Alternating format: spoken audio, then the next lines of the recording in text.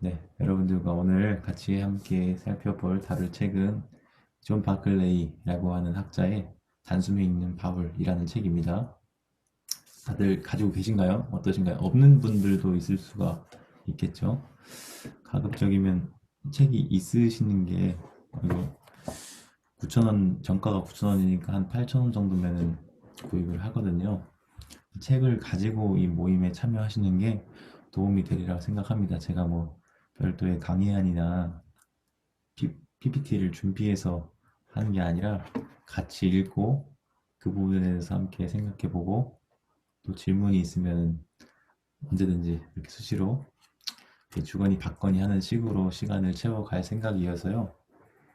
책이 없으면 아무래도 참여가 쉽지 않을 수 있는데, 네, 책 있으시다고 말씀해 주셔서 네, 감사합니다.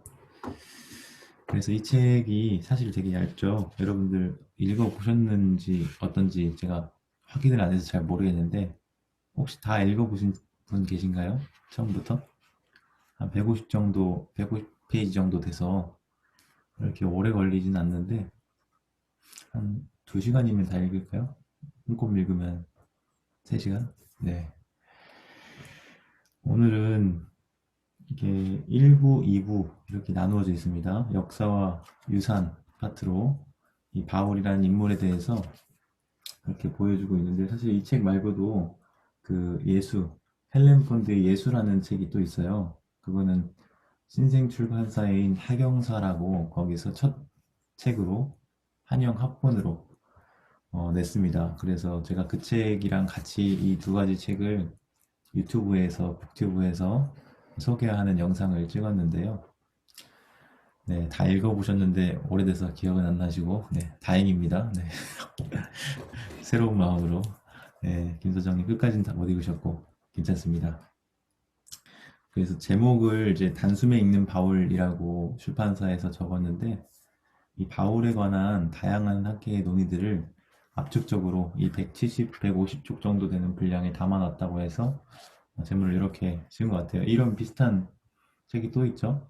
IVP에서 나온 얇은 책이 뭐 손에 잡히는 뭐 바울이었나? 뭐 그런 식으로 마이클 버드의 책을 번역해서 낸 것이 있었던 것 같아요. 제가 그걸 사지는 않았는데, 예, 어쨌든 그런 책들이 좋은 점은 단시간에 많은 분량의 어, 내용을 커버할 수 있다는 그런 장점이 있겠죠.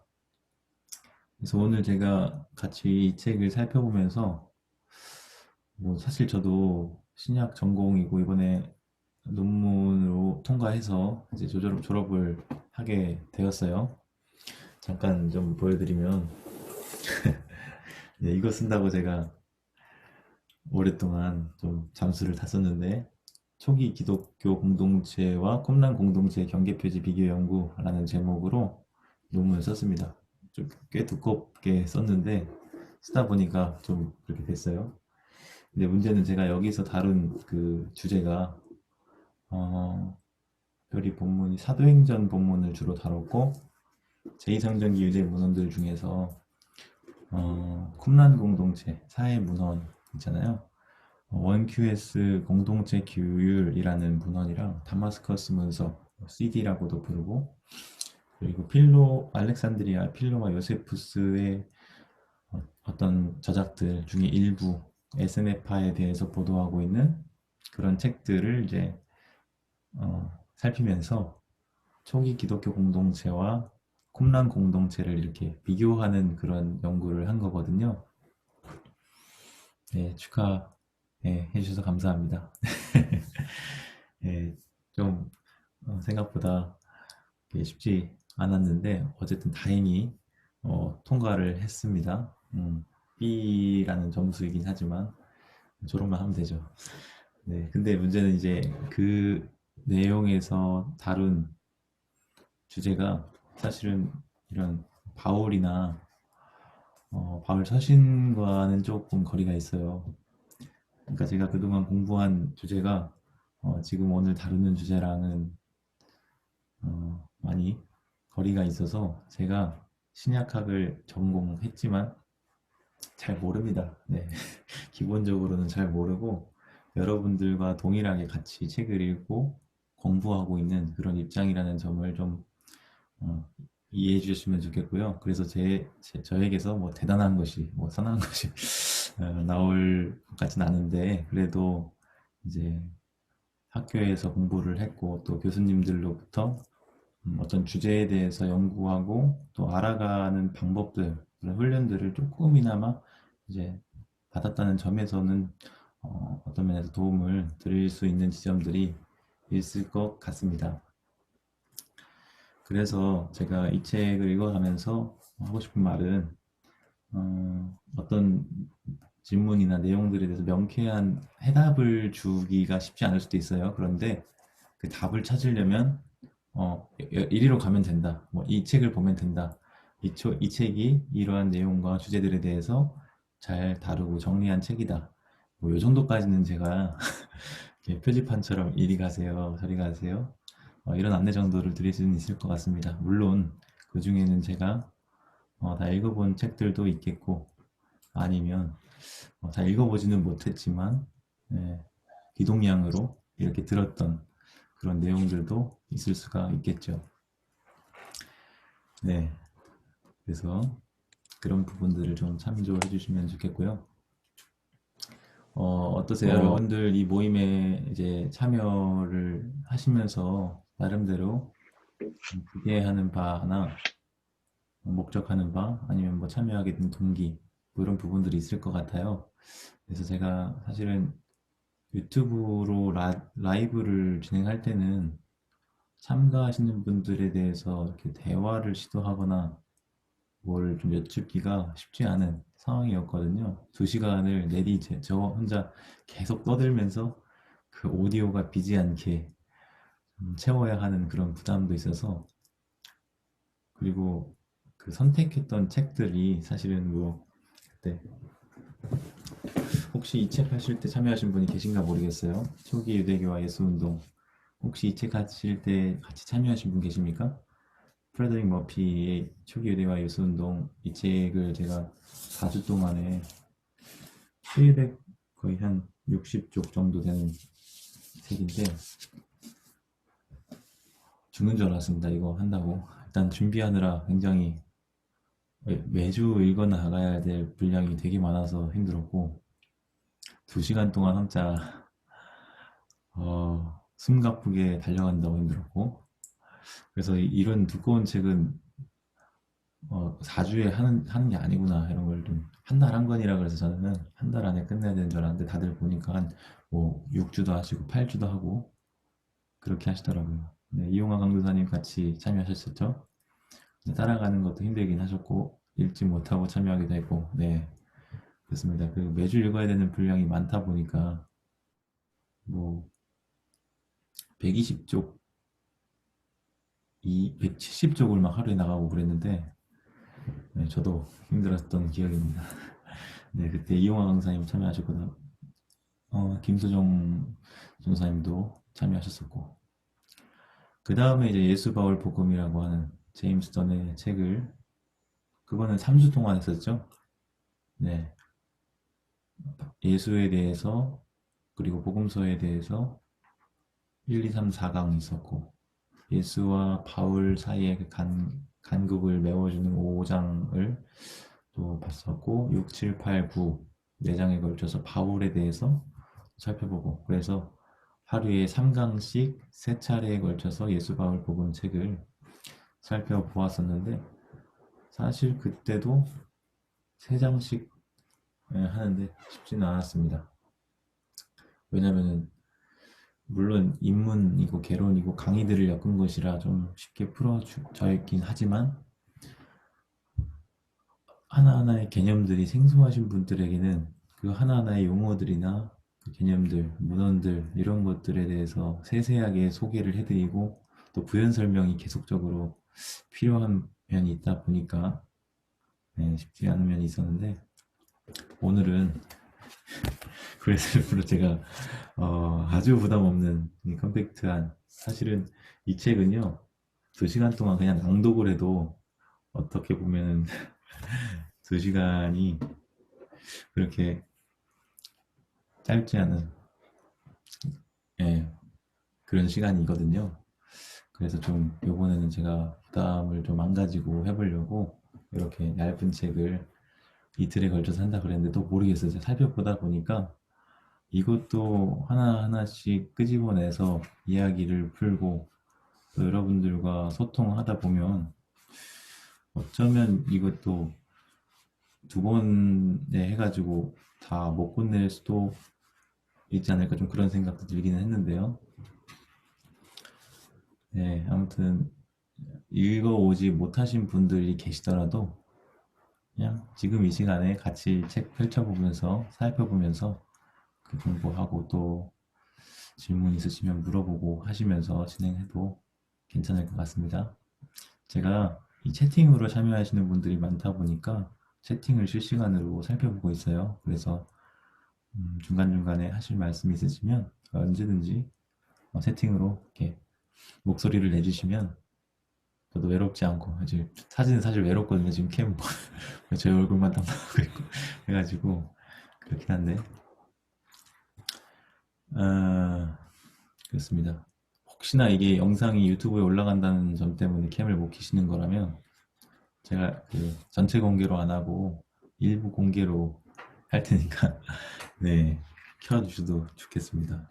아무튼 일단 존 바클레이라고 하는 학자에 대해서 좀 소개를 해드릴게요. 이미 또 아시는 분들이 계시고 그 영상을 보시면서 접하신 분들도 있겠지만 이 학자는 현재 바울 학계에 있어서 좌장급의 학자입니다.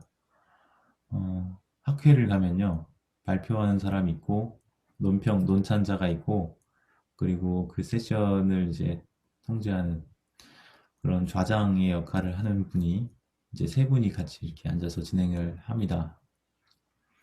근데 이제 한국에서야 뭐 돌아가면서 하니까 학자분들이 그렇게 또 많지는 않고 하니까 뭐 쉽게 어떤 세션이든 좌장을 할 수 있을지도 모르는데 물론 그것도 쉽진 않죠. 예, 어느 정도 중견 학자들에게 이 좌장의 역할을 맡기는데 세계신약학회 그러니까 세계적인 학자들이 모이는 자리에서는 굉장히 많은 학자들이 모여 있잖아요. 그 중에서 이제 수준급의 학자들이 많이 있을 거고, 근데 그 가운데서도 중진 학자로서 그 좌장의 자리를 맡는다는 것은 굉장히 특별한 의미겠죠. 존 바클레이는 근데 어, 그런 자리에서 늘 그런 좌장의 역할을 도맡게 되는 그런 학자라고 보시면 되겠습니다. 사실 뭐 저도 잘은 모르는데 그런 이야기를 들어서 여러분들에게 또 들려드리는 거예요.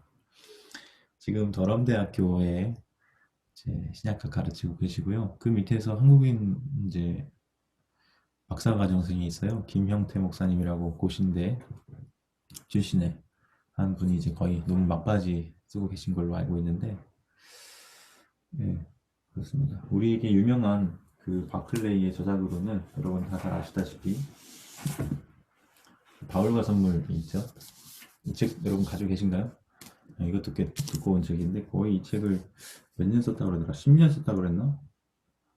쓰는 데만 3년 걸렸다 그러나 아무튼 뭐 그렇게 굉장히 오랜 시간 공들여서 쓴 책이에요. 1000페이지 정도 되는데 영어로는 이보다는 좀 덜 두껍고 근데 이 책이 이제 바울의 은혜 개념에 대해서 연구한 책인데 객관점과 세관점의 그 대치를 뛰어넘는 제3의 대안을 제시한 책이라고 해서 굉장히 높게 평가를 받고 있는 그런 책입니다.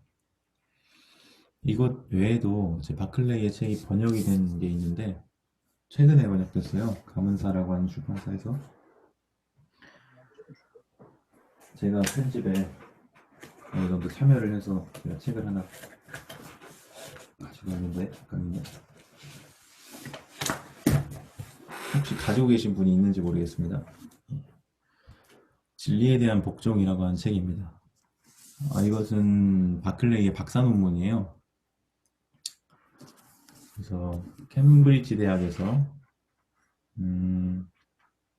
모나 후커라고 하는 학자, 제가 가장 최근에 북리뷰 영상 찍은 책이 복음의 시작이라고 하는 비아 출판사에서 나온 책인데 그 모나 후커 밑에서 쓴 책이 바로 이 오뱅 더 트루스라고 하는 갈라디아서 5장, 6장을 다룬 박사 논문입니다. 이 책의 이제 한글 번역본에는 김선호 박사님이라고 요즘 아주 핫한 시카고 대학에서 신약학 그리고 초기 기독교로 박사학위를 받으신 한국인 신약학자 중에서는 굉장히 주목할 만한 그런 분이 계세요. 그분이 이제 해제를 쓰셨는데 이 책이 거의 작품이라고 그런 찬사를 놓으신 거예요. 그래서 박사 과정에 계시거나 논문을 쓰시는 분들은 이 책을 살펴보면 논문을 어떻게 써야 되는지 그 모델을 발견할 수 있을 거다. 뭐 이런 식으로 이제 해제를 달아 놓으셨는데 이 책이 언제적 책이에요? 30년도 더 됐거든요. 굉장히 오래전에 바클레이가 박사과정 할 때 쓴 책이니까 88년도에 출판이 된 책이에요. 지금으로부터 30년 하고도 한 2, 3년 더 지난 그런 책인데 이때부터 이미 바클레이가 이 책 내용을 살펴보면 굉장히 수준급의 실력이 있는 학자라는 것을 좀 엿볼 수 있거든요. 이게 사실 갈라디아서 5장과 6장의 윤리학에 대해서 다룬 책이긴 하지만 사실상 갈라디아서의 모든 이슈를 다 망라하고 있다고 해도 과언이 아닐 만큼의 그런 수작입니다. 어쨌든 그런 학자가 그 정도로 실력이 있고 탁월한 학자가 이렇게 개론 아주 얇은 이런 책을 썼다고 하니까 좀 더 우리가 관심이 가고 주목할 만한 것 같습니다. 사실 이 책은 2017년에 나왔어요, 원서는. 근데 2018년에 바로 번역이 되었고요. 그리고 이 책의 헌사를 보시면 누구한테 이 책을 헌정하냐면 자신의 박사과정 논문 지도교수였던 모나 후커한테 바칩니다. 이렇게 되어 있거든요. 88년도에 이 박사 논문 출판하는데 30년 지나고 딱 30년 되는 해에 모든 학생에게 영감을 주는 모나 후커에게 바칩니다. 이렇게 헌사가 적혀 있어서 제가 그 모나 후커의 책을 리뷰했다 보니까 또 눈길이 갔습니다. 네, 오우택님이랑 김유진님 이어서 들어오셨는데 지금 잠깐 이 바클레이라고 하는 학자에 대해서 좀 소개하고 있었습니다. 반갑습니다. 네, 그러면 목차를 잠깐 보실까요? 책 다 가지고 계시면 좀 펼쳐서 목차를 보시면 1부에는 역사, 2부에는 유산 이렇게 두 파트로 나뉘어 있습니다. 이것은 아까 말씀드린 그 헬렌 본드의 예수라고 하는 책도 동일한 구조예요. 그러니까 그 VSI 시리즈 네. VSI가 아니라 VBH Very Brief History라고 하는 이 시리즈가 다 그런 구조로 좀 짜여 있는 것 같아요. 네, 매우 간결한 역사. 그래서 1장 내용 보시면 초기 그리스도교 운동 안에서 바울이 어떤 인물인지, 그리고 두 번째 장에는 바울의 편지들과 그 역사적 정황들에 대해서, 그리고 세 번째는 바울과 유대 전통의 어떤 관계를 다루고요. 네 번째는 로마 세계에 위치한 바울의 교회들에 대해서, 다섯 번째는 바울의 초기 이미지들에 대해서 제 일부 역사 파트에서 오늘 다루게 될 것이고요. 목요일에는 2부 유산, 바울이 남긴 유산이 무엇인지, 특별히 6장의 경전으로서의 바울, 우리에게 지금 성경으로 경전으로 바울의 편지들이 나와 있잖아요. 그 부분을 다루고요. 7장에서는 바울의 영향을 받은 특별히 교부 중에 아우구스티누스, 그리고 그로 인해서 확립된 체계가 형성된 서구 교회에 바울이 어떤 영향을 주었는지 이 7장에서 다루고요. 8장에는 이제 개신교 전통, 정교개혁 이후에 부교와 신교가 갈리게 되면서 또 바울이 루터에 의해서 종교개혁자들에 의해서 전유되면서 낳은 유산은 또 무엇인지, 영향은 무엇인지 8장에서 살피게 되고요. 9장에서는 유대교와 그리스도교의 관계 가운데 바울이 어떤 영향을 주었는지, 그 유산은 무엇인지, 그리고 10장에서는 바울이 단지 교계나 이런 부분에서만 뿐만 아니고 더 나아가서 사회적으로도 문화적으로도 이 바울이 끼친 영향이 있는 것, 그 유산에 대해서 또 살펴봅니다. 이렇게 해서 총 10장으로 구성이 되어 있는데 사실 되게 많은 것 같은데 많죠? 네, 많은 거예요.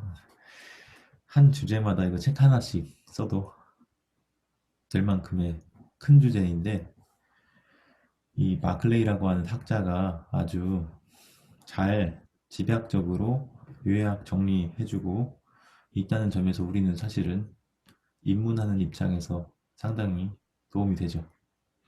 이 바클레이가 안내해주는 그 안내만 잘 따라가도 이 책 짧은 한 권으로 배울 수 있는 것이 참 많은 셈입니다. 그러면 이제 1시 25분 정도 되었는데 남은 시간 동안에 1장부터 5장까지를 찬찬히 한번 좀 살펴보도록 하겠습니다. 15쪽 넘어가서 초기 그리스도교 운동 안에서의 바울에 대해서 한번 살펴보겠습니다. 좀 읽어볼까요? 바울은 유대인 지성인이자 순회 수공업자였으며 나사렛 예수에 관한 새롭고 파격적인 주장을 펼치는 선전가였다. 여기서 바울이라고 하는 인물에 대해서 세 가지로 묘사하고 있죠. 첫 번째는 뭔가요? 유대인, 지성인. 두 번째는 순회, 수공업자. 세 번째는 선전가. 첫 문장에서 바울을 이렇게 세 가지로 묘사하고 있습니다. 이 세 가지 측면 모두 좀 고려해 볼 만한 그런 면인데요. 바울은 원래 유대인 지성인으로서 예수 운동을 바라볼 때는 격렬하게 반대했습니다. 그런데 그 이후에 어떤 계기, 어떤 사건으로 비롯해서 비유대인들, 특별히 이방인들을 적극적으로 영입하며 그 예수 운동을 널리 전파하는 일에 앞장섰습니다.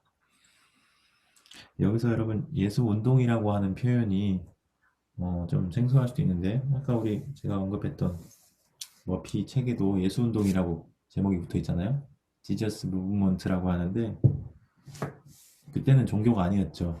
지금이야 우리가 기독교, 교회 이렇게 부르지만 그때 당시의 관점으로 우리가 생각을 하면은 그때는 어떤 리더를 바탕으로 한 소규모 운동에 불과했던 것이죠. 그래서 주로 학자들이 그 예수 운동이라는 표현으로 기독교를 그때 당시의 관점으로 묘사하기도 한다는 점은 좀 생각을 해두시고요. 바울은 시리아에서부터 이탈리아에 이르기까지 지중해 북부 지역의 여러 도시에 걸쳐서 교회들의 관계망을 구축하고 활성화시켰습니다. 이것이 이제 바울이 했던 일이고요.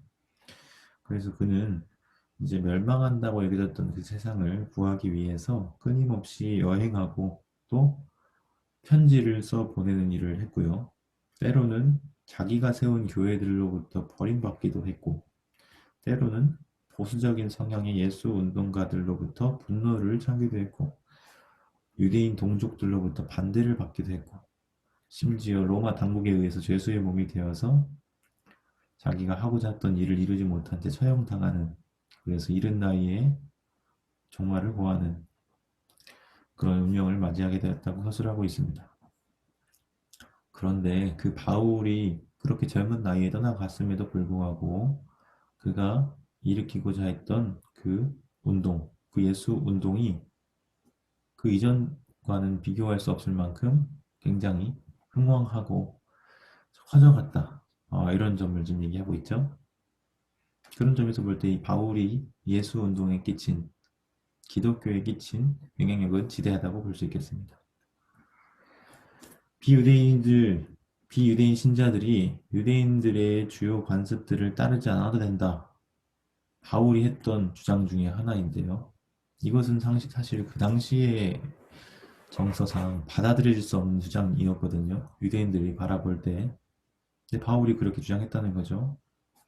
그 주장이 지속적으로 이 운동이 성장하고 다양한 문화에 적응할 수 있도록 그 능력을 키워줄 수 있도록 크게 이바지했다라고 말하면서 바울이 실천적인 면, 그리고 더 나아가 사상적인 면에서도 뛰어난 재능을 보였고, 그가 남긴 편지들을 통해서 기독교 사상과 서구 문화에 엄청난 영향을 끼쳤고, 신학의 유산 또한 남겼다고 첫 문단에서 밝히고 있습니다. 이 책이 사실 서론이 없어요. 간결하게 써야 되는 책이다 보니까 이미 1장부터 10장까지 쓰는 데만 해도 분량이 간결한 그 이상 쓰면 이제 간결하지 못하기 때문에 서론 아예 안 쓴 것 같아요. 그래서 1장의 첫 이 문단이 어떤 면에서는 또 서론의 역할을 한다고 이해하실 수도 있겠습니다. 이 바울이 남긴 유산의 파급력은 대단했다고 말하면서 이 바울의 유산으로부터 시작해서 다양한 초기 그리스도교의 주장들이 발생하게 되었고, 금세 수많은 바울 그리고 그에 관한 수많은 전설들이 생성되었다고 해요. 그만큼 바울이 먹히는 사람이었던 거죠. 굉장한 인기가 있었던 인물입니다. 그 가운데는 바울에게 긍정적인, 우호적인 것도 있고 부정적인, 그렇지 않은 것들도 있었다고 말합니다. 여기서 오리지널 바울, 원 바울이라고 하는 이제 표현이 등장하게 되는데요. 여러분들 역사적 예수라고 하는 그런 표현은 많이 들어보셨을 거예요. 역사적 예수가 뭐죠?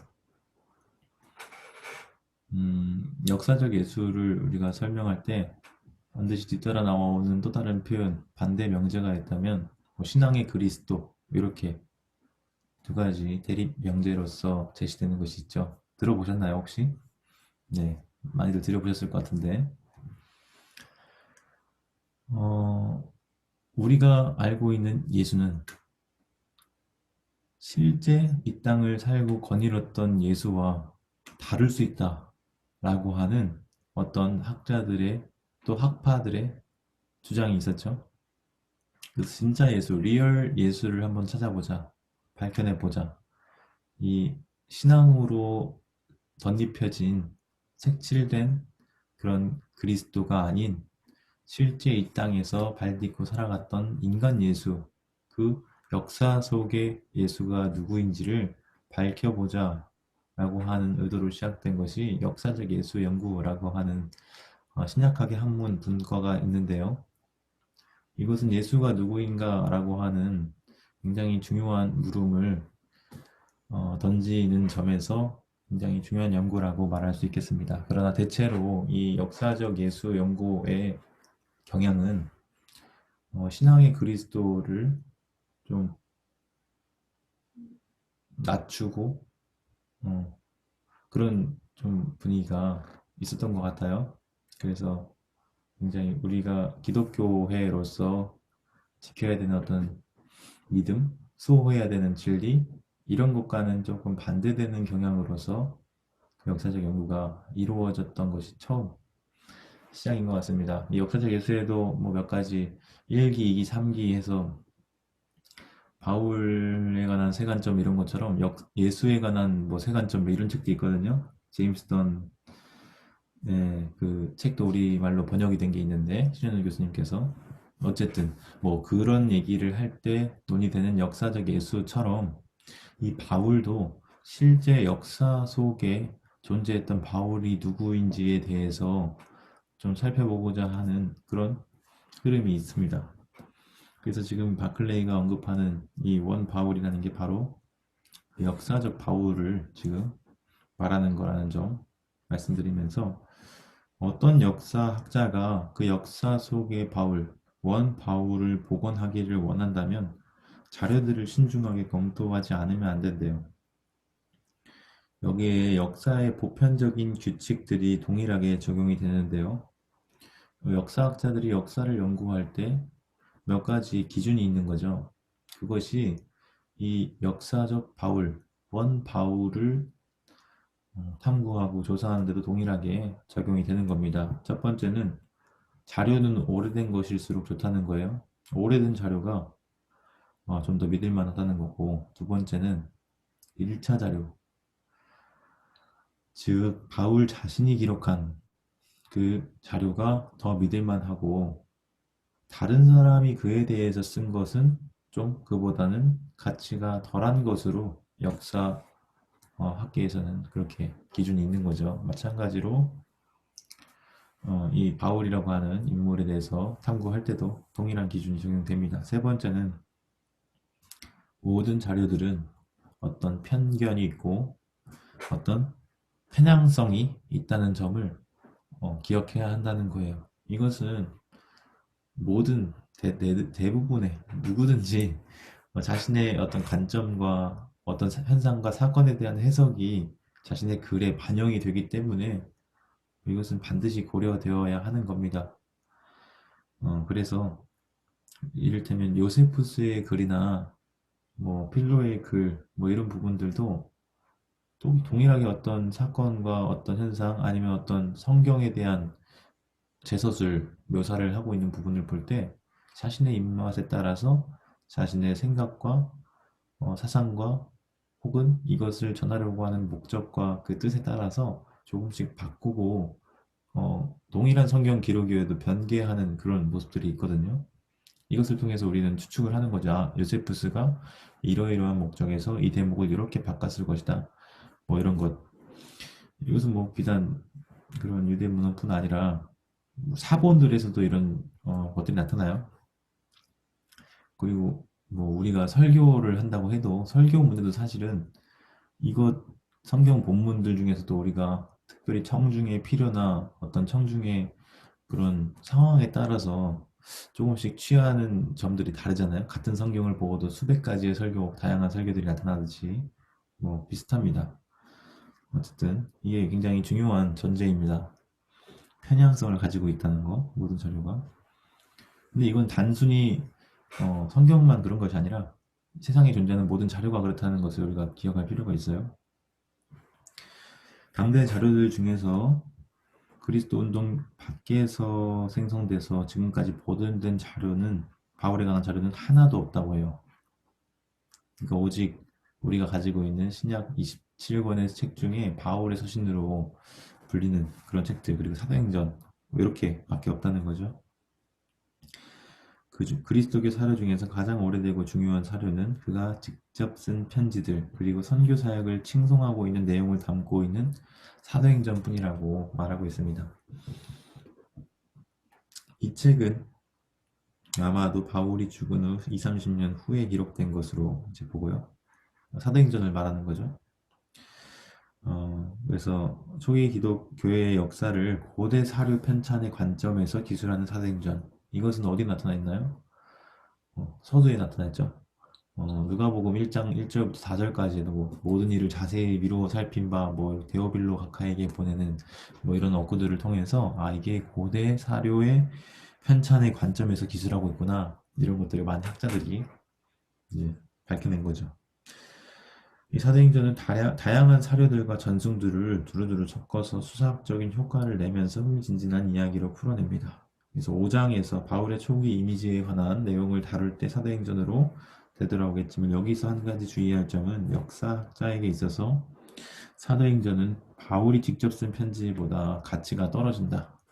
이것은 아까 두 번째 1차 자료는 2차 자료보다 중요하다고 하는 역사학의 어떤 기본 전제의 기준에 비추어 볼 때 그렇다는 겁니다. 이것을 좀 유의하자는 거죠. 그렇다면 어떤 편지들이 바울이 직접 쓴 편지일까? 라고 하면서 여기서는 어떤 이슈가 드러나냐면 바울의 진정서신에 관한 논의가 있어요.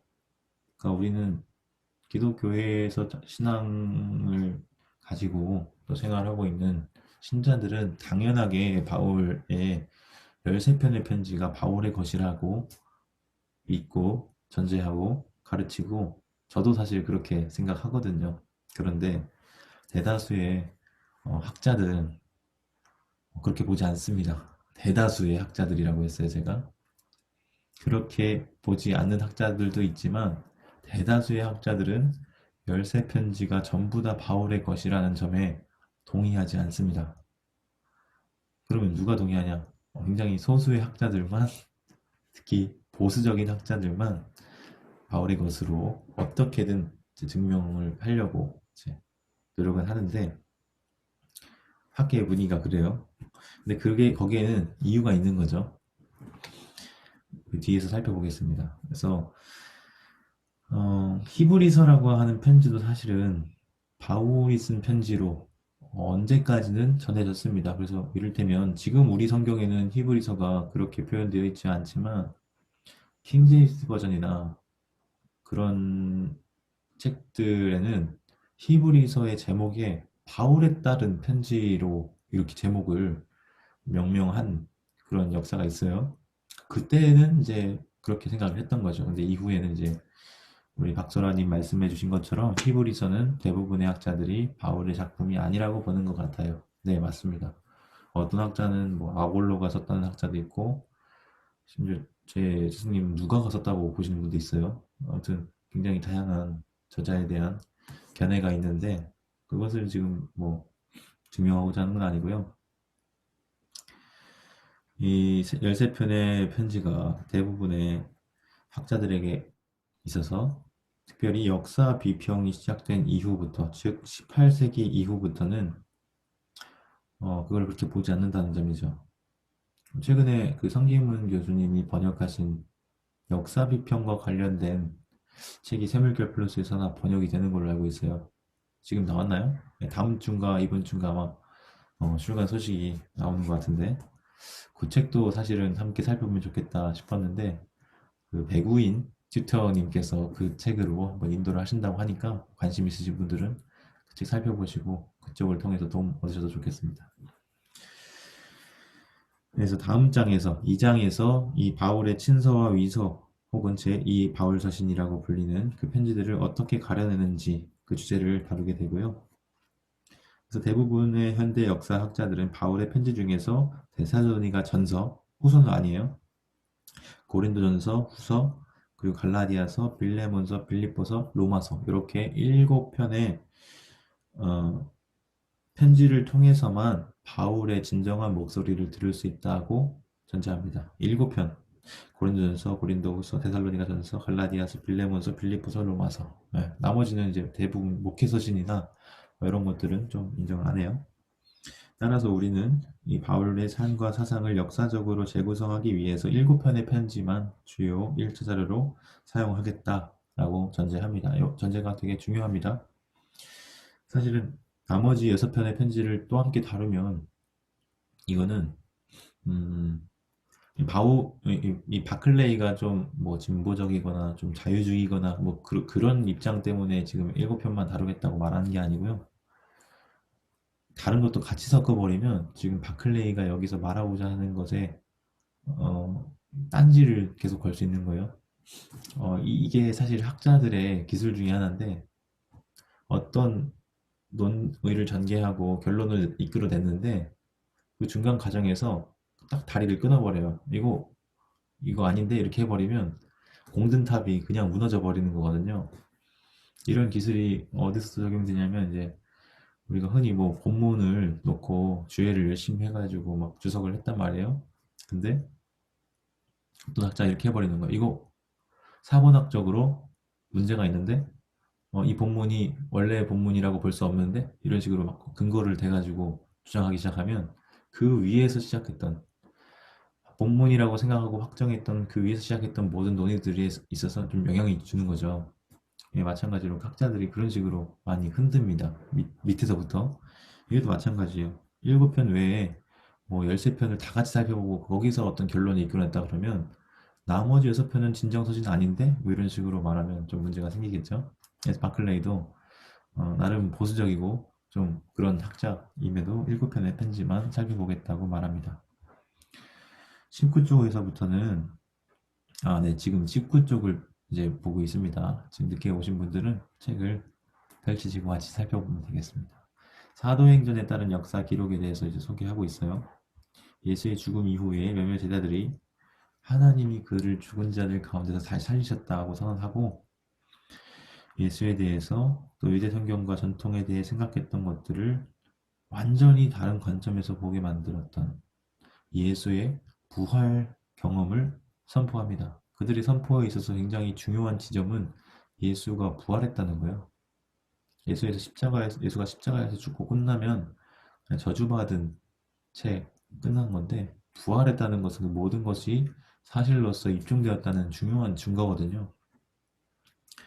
그래서 이후로는 이제 예수 운동과 그 메시지, 그가 그들이 전했던 부활의 복음의 메시지의 영향이 어떠한지에 대해서 소개하고 있는데, 유대 그룹과 이방인 그룹 각각의 특별한 특정한 영향이 있어요.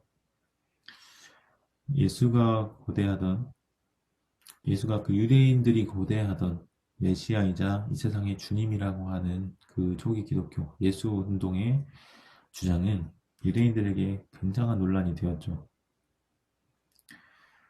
그러나 유대인 신자들이 이 메시지를 여러 이웃 도시에 있는 회당에 전파했을 때는 또 다른, 전혀 다른 차원의 논란이 일어났는데, 특별히 이방인 그룹들, 그 이방인 중에서도 유대교에 할례받거나 이렇게 들어오지는 않았지만 회당에서 예배하는 그런 하나님을 경외하는 자들은 있었거든요. 그들에게 이제 그들은 유대교로 개종할 만큼 유대교 율법에 헌신한 사람들은 아니었어요. 믿음은 가지고 있지만 그 유대교의 하나님에 대한 믿음은 있지만 유대교로 개종할 정도로 그렇게 헌신된 자들은 아니었는데 그들한테는 특별히 이 예수 운동의 메시지가 상당히 매력적이었던 거죠. 할례를 받지 않아도 복음을 믿기만 하면 하나님의 선택된 이스라엘 백성 안에 편입될 수 있다는 그 복음이요.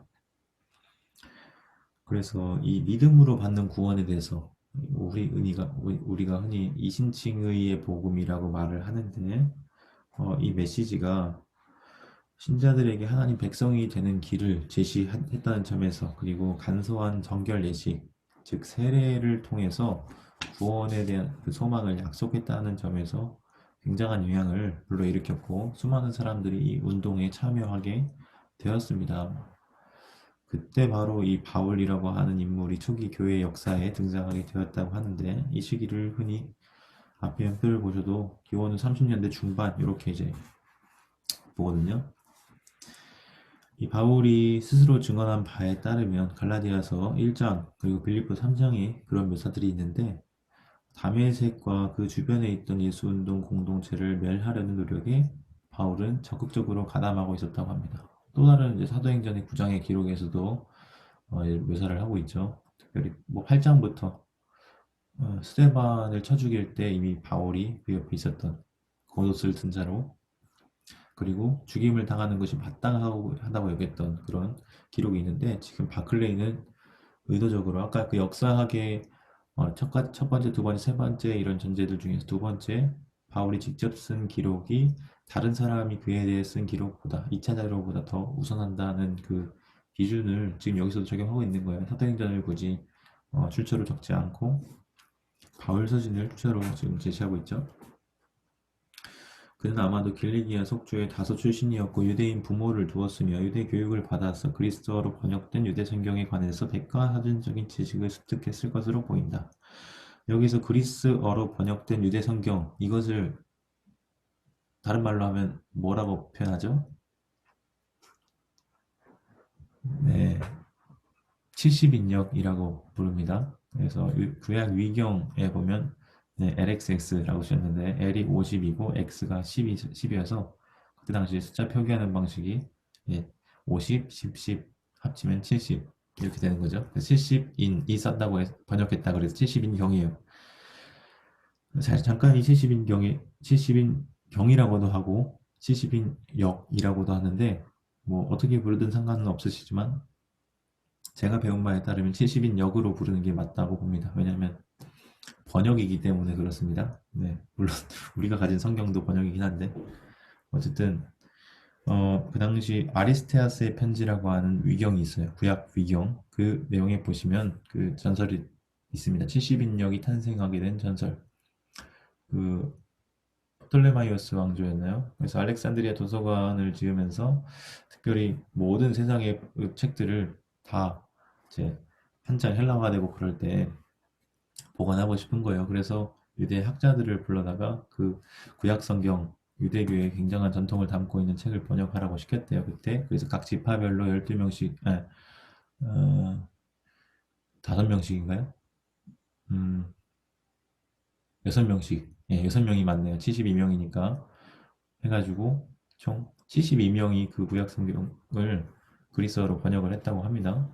근데 뭐 그 약간 전설이다 보니까 막 그게 며칠 만에 번역이 됐고 그것이 뭐 하나님의 영감된 뭐 성경이었다. 뭐 이런 식으로 이제 묘사가 되어 있어요. 그래서 이제 그걸 70인 경이라는 좀 더 숭고한 의미를 담아서 표현을 하는 것 같은데 이것이 신약학이나 다른 어떤 성경을 해석하고 이해하는데 무슨 의미가 있냐면 신약 성경의 저자들이 직접 보고 접했던 책이 물론 히브리 성경, 그러니까 히브리어로 된 구약 성경도 있었겠지만 대체로 70인역이었다는 거예요. 그래서 구약 성경의 인용들을 살펴보시면 마태복음이나 마가복음이나 뭐 신약 성경 안에 인용들이 대부분 히브리어의 그런 표현이 아니라 70인역의 표현을 그대로 따르는 경우가 대략 70% 정도 된다 그래요. 물론 그렇지 않은 경우도 있어요. 저자의 의도에 따라서 어떨 때는 마소라 텍스트, 그러니까 히브리 성경의, 그러니까 히브리어로 기록된 성경의 본문을 따르는 경우가 있고, 이 히브리 성경을 70, 그리스어로 번역한 70인역을 따라서 그것을 인용하고 표현하는 경우도 있고, 이렇게 갈리는데 그 비중이 보다 70인역 쪽에 많은 퍼센테이지로 기울어 있다는 점이죠. 어쨌든 이것도 또 하나의 어떤 중요한 학문적인 영역이고 분과인데 바울은 그 그리스어로 번역된 유대 성경에 관해서 백과사전적인 지식을 가지고 있었다는 거예요. 그러니까 안 보고도 머릿속에 이미 그 작구적으로 다 이미 이렇게 돌아가고 있다는 점입니다. 우리도 뭐 신대원 입학하려면 한글 성경으로 구약, 신약 성경 시험 보잖아요. 굉장한 성경 지식을 요하지 않습니까? 장과 절까지도 맞춰야 되는 그런 성경 시험을 우리가 다 치르고 신대원 입학을 하는데 그것 이상으로 이제 평생 동안 그 성경을 익숙하게 공부를 하고 백과사전적으로 지식을 습득하고 있었다는 거죠. 그래서 어쨌든 이 바울이 또 그 20쪽 밑에서 세 번째 줄을 보시면 자신을 바리새인으로 묘사를 합니다. 빌립보 3장 5절에 따르면 특별히 이 바리새 운동은요. 유대 율법을 정확히 해석하기로 정평이 나 있었는데 제가 이 초기 유대교와 예수 운동 책을 한 달 한 권 진행하면서 이 바리새 운동의 기원에 대해서 잠깐 설명을 한 적이 있어요. 70년 이후에 성전이 무너지고 유대교가 그 신앙의 중심축이었던 성전을 잃고 그 관심과 어, 그 중심점을 구심점을 어디에 두었냐면 율법에 두었다고 했습니다. 그 율법 토라 연구에 두게 되면서 그때부터 그 율법을 더 높은 수준으로 해석하고 지키려고 했던 그 운동 중에 바리새의 운동이라는 게 나쁜 게 아니에요. 사실은 신약 성경에서는 아까 그 역사학의 세 번째 전제 편향성을 가지고 있다고 했잖아요. 신약 성경은 신약 성경이 나름의 입장이 있는 거고 목적이 있는 거고 상황이 있기 때문에 그것에 따랐을 때 바리새인들이 굉장히 나쁘고 좀 이런 식으로 묘사가 되었지만 사실 역사적 바리새라고 했을 때는 그들은 유대교에서 갱신운동이었어요. 더 나은 거룩을 추구하고 더 율법을 철저하게 지키고 이런 좀 그런 회복의 운동의 일환으로 발생하게 된 것이었거든요. 근데 그런 바리새 운동의 입장에서 볼 때 이 예수 운동이라고 하는 그들 집단은 이상하게 보였던 거죠. 그래서 바울을 격분하게 만들었습니다. 그래서 그 예수에 관한 충격적인 주장들은 바리새인들로 하여금 굉장한 그 격분을 낳게 했고 그 율법에 대한 투철한 정신을 가지고 있었던 그 바리새인 중에 한 명인 이 사울운 원래 바울이기 전에 사울이었잖아요. 그래서 핍박하고 토라의 가르침을 반하고 있을 뿐만 아니라 그들이 귀하게 여겼던 조상의 전통, 유전들을 반하고 있기 때문에 핍박했죠. 그래서 21쪽부터 제시되는 바울의 첫 번째 어떤 특징, 어떤 아이덴티티, 묘사를 본다면 반대자 바울이에요. 반대자. 예수 운동을 처음으로 직면했을 때 바울은 그 운동과 정면으로 대립했던 반대자였습니다. 근데 이 반대자였던 바울이 어느 순간 바뀌게 되죠. 그것은 바로 다메섹이라고 하는 사건을 통해 받게 된 예수 그리스도에 관한 계시였습니다. 이 계시 사건으로 말미암아 부활하신 예수를 보게 되었고 그는 이 사건을 통해서 예수가 정말 주님이구나 라고 하는 확신을 가지게 되었죠.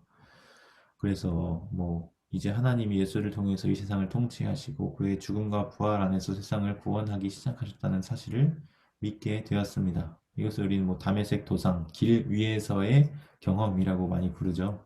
이 사건을 통해서 그의 삶이 대전한, 완전한 역전이 이루어지게 되는 거죠. 이 사건에 대해서 다룬 게 김세윤 교수님의 바울복음의 기원, 그의 맨체스터 대학에서 FF 브루스 밑에서 쓴 박사 학위 논문이 그런 내용을 다루고 있는 거예요. 거기서 주장하는 바의 핵심이 저도 다 읽어본 건 아니어서 들은 바에 의하면 발전된 게 아니라 바울이 스스로 학습하고 공부하는 가운데 깨닫게 된 게 아니라 이미 그때부터 예수에 관한 어떤 기독론적인 입장, 구원론적인 입장, 이게 다 결정되었다는 거죠. 계시 사건, 그 사건으로. 근데 그거를 아주 보수적인 입장에서 훌륭하게 논증했다라고 극찬을 받고 평가를 받는, 그래서 학계에 센세이션을 일으켰다는 그런 충격적인 저작이라고 해요. 네, 나중에 혹시 이 분야에 관심 있으시면 한번 읽어보시고요. 두란노에서 개정판이 나왔더라고요, 2018년에. 우리는 이제 그 계시 이후에 즉각적으로 일어난 이제 바울의 사고의 모든 변화를 여기선 다 살펴볼 수는 없는데, 그에 남아 있는 첫 번째 편지가 그 다메섹 도상에서의 일이 있었던 지 10년 뒤, 그 이상이 지난 뒤에야 기록된 것이기 때문에 그 변화를 다 추정할 수는 없다고 말을 합니다. 그러나 바울이 이 사건에 대해서 묘사하듯이 하나님의 은혜로 주어진 소명이었다. 바울 자신이 그렇게 표현을 하고요. 그래서 이 소명은 이사야 49장의 여호와의 종에 관한 그 예언의 신탁, 그것과 비슷하게 열방을 끌어안는, 이방인들을 끌어안는 것이었다고 말을 합니다. 여기서 소명이라는 표현, 그리고 회심이라는 표현, 그리고 개종이라는 표현이 연달아서 사용되고 있어요. 이 다메섹 사건을 어떻게 볼 것이냐에 대한 각기 다른 입장인데요. 뭐 앨런 시걸이라고 하는 학자, 그 사람은 이제 개종자 바울이라고 봤어요. 책 제목이 그래요. 폴 The Comforter, 컨버트 해가지고 개종자로 바울을 보는 입장도 있고, 아니다, 그거는 개종이 아니라 지금 여기서 바클레이가 말하는 것처럼 그가 이전에 섬겼던 하나님과 동일한 하나님이 그를 부르신 것이기 때문에 뭐 소명 사건이다, 회심 사건이다, 이렇게 설명하기도 합니다. 어쨌든 그 하나님의 계획의 경륜의 중심에 있었던, 그리고 성취를 이루었던 인물로서 바울이 예수를 간주하기 시작했고, 그 이후로도 이제 성경을 읽으면서 이 예수와 관련된 기쁜 소식에 관한 수많은 반향들을 발견하면서 이전과 이후의 삶이 완전히 뒤바뀌게 되는 계기가 되었다고 설명을 하죠. 그리고 이건 너무나 놀라운 발견이었다고 하는데, 하나님이 주시는 은혜가 어떤 인간의 자격이나 가치에 근거해서 주어지는 것이 아니라는 점을 바울이 발견한 것은 너무 놀라운 것인데, 여기서 왜냐하면 하나님의 가장 좋은 선물들을 받는 자들의 자격에 따라서 상응하는 방식으로 주어진다는 게 일반적인 생각이었기 때문이라고 말합니다. 23쪽 아랫부분에 있는 내용인데요. 이 문장, 왜냐하면 때문이다. 이 문장은요, 이제 바클레이의 저작 그 바울과 선물에 더 자세하게 소개되고 묘사가 되고 있는 부분입니다. 선물에 대한 당시의 이해가 상호 호혜성에 기초해서 받는 자의 자격에 따라서 상응하는 방식으로 선물이 주어지는 건데, 지금 그 사도 바울의 은혜 개념은 그것을 뛰어넘는다는 거죠. 그래서 문화 인류학적인 통찰에 비추어서 특별히 그 마르시알 모스의 증여론이라고 번역된, 그거는 일본어식 번역이라 해서 선물론이라고 주장하는 학자들도 있더라고요. 그리고 그것에 기초해서 사도 바울의 은혜 개념을 분석한 그 바울과 선물에 관한 책의 요약을 지금 여기서 얘기하고 있습니다. 그런데 이 바울이 새롭게 발견한 것은, 만약에 하나님의 호의가 어떤 자격에 따라 주어지지 않는다면 이제는 그 호의가 어떤 인종적인 기준에 의해서 제한되지 않는다는 사실입니다. 심지어 일반적으로 유대인들이 생각할 때 이방인들은 우상 숭배 그리고 도덕적으로 부패했기 때문에 철저하게 죄인 취급을 받았거든요. 그런데 그런 죄인들마저도 그 은혜를 경험할 수 있게 되었다는 이 충격적인 이 사실이 바울로 하여금 그 이후에 선교사로서 삶을 이어가게 했다는 거죠. 여기까지 좀 했는데 26쪽 보시면요. 이제 반대자에서 두 번째 바울이 어떻게 묘사되고 있냐면 선교사로 묘사가 되고 있습니다.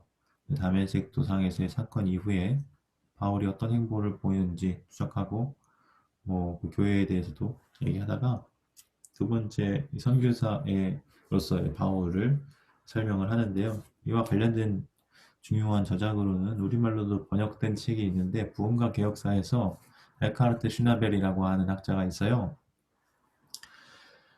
그 학자의 선교사 바울이라고 하는 책이 있습니다. 바울을 선교사로서의 그런 면을 집중적으로 살펴본 책인데 그 책이 아마 이 부분을 이해하는데 좀 도움이 되실 거라고 생각이 듭니다. 어쨌든 그러한 선교사로서의 바울의 사역을 이후로 계속해서 묘사하고 있고 그가 이방 교회들에서 헌금을 모아서 예루살렘 교회로 또 이렇게 연보하고 가난한 자들을 위한 구제 헌금을 전달함을 통해서 예루살렘 교회와 이방 교회 간의 어떤 적대적인 혹은 연합하지 못하는 관계를 타개하려고 하는 이방인 교회의 정체성을 예루살렘 교회에 근간을 두게 하려는 그런 노력들에 대해서도 소개하고 있고요.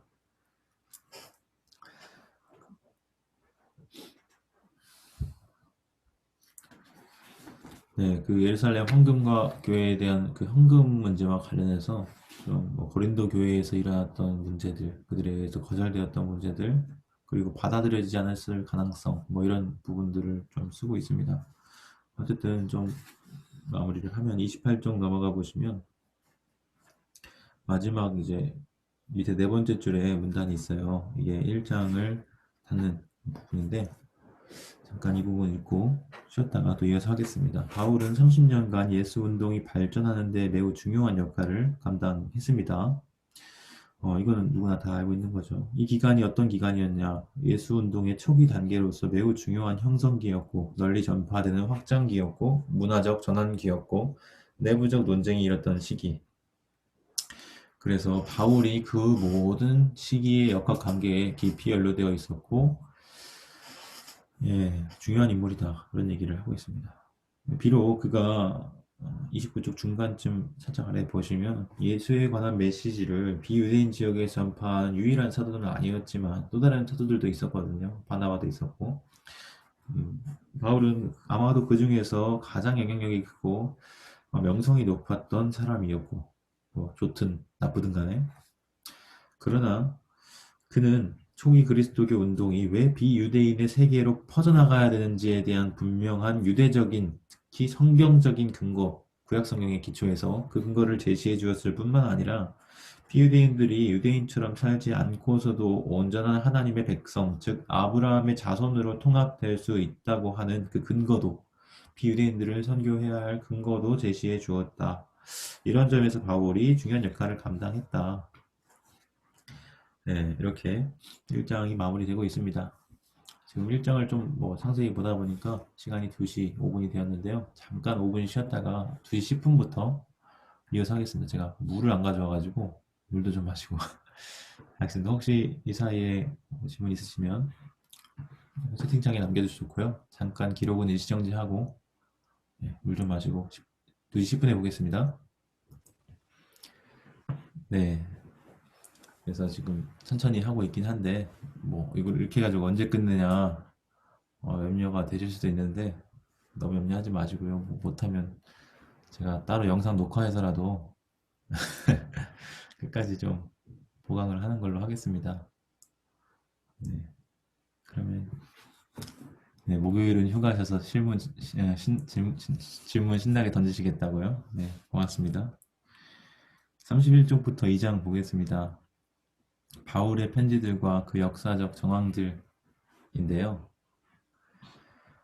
앞서서 말씀드렸던 것처럼 13편의 바울 서신으로 우리가 받아들이고 있는 편지들 중에 7편은 진정 서신으로 논의가 되고 나머지 6편은 바울이 쓴 것이 아닌 뭐 제1 바울, 네, 세워라 내워라 하고 하면 된다고. 네. 지금은 제가 또 집이고 그래서 그냥 편하게 좀 네, 하고 있습니다. 31조 읽겠습니다. 바울과 관련된 것 중에서 지금까지 남아있는 것은 바울의 편지뿐이다. 앞서서 말씀드렸었죠. 어떤 사람들은 그 해골의 여러 부분을 소유하고 있다고. 뭐 예수의 수의와 뭐 그런 것도 마찬가지인 거예요. 뭐 카톨릭에는 그런 게 좀 있잖아요. 네. 아무튼 우리는 이러한 문학적인 유산을 물려받은 것으로도 정말 행운인데, 왜냐면 2000년 전에 지금 그 문서가 지금까지 있는 거 아니에요? 그것도 온전한 상태를 복원할 수 있을 만큼의 다양한 사본들이 발견이 되어서 지금까지 전수가 되고 있다는 것은 참 큰 행운이라고 할 수 있죠. 이래서 우리는 이 편지를 통해서 바울이 그러니까 지금으로부터 2000년 전에 살았던 그 바울이 어떤 생각을 했는지, 그는 어떤 성품을 가지고 있었는지를 직접적으로 접근할 수 있게 된 거잖아요. 그래서 초기 예수 운동에 몸담았던 그 어떤 인물보다도 가장 잘 재구성하고 복원할 수 있는 인물이 바로 바울이라고 하는 거죠. 왜냐면 그에 대한 정보를 우리가 가장 많이 가지고 있으니까 말이에요.